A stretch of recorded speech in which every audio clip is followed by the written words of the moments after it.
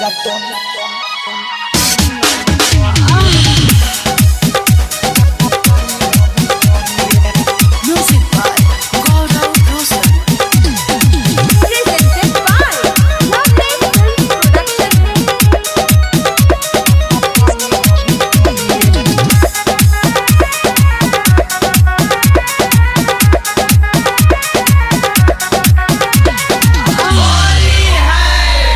राजा जी सट के उलट के पलट के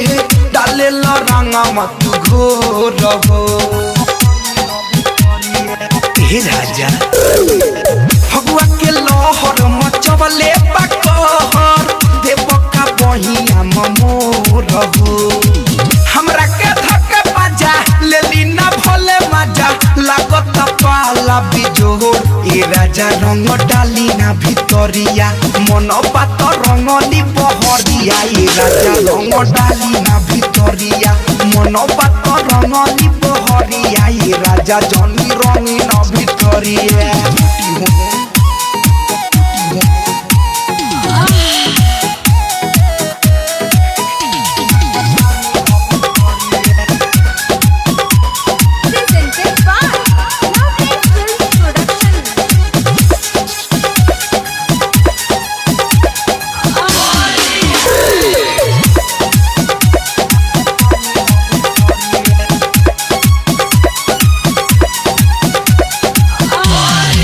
पहिला होली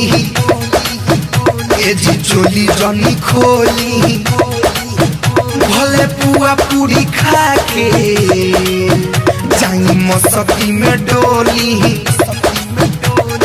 ए राजा जाना राजा पहिला होली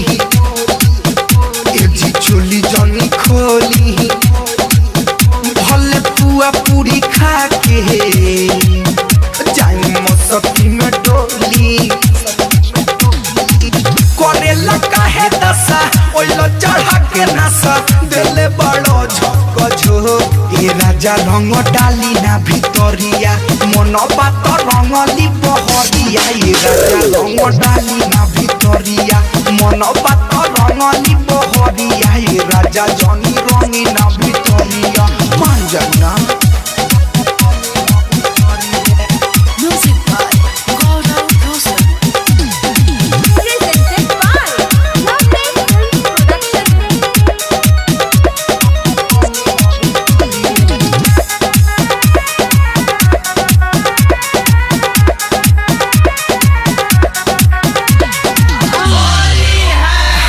कोमल जवानी राजा बतिया के मानी ऑफिस कया मुख सजी भइल खेरवा खानी ए राजा बात बुझी हमर कोमल जवानी सैया बतिया के मानी ऑफिस कया मुख सजी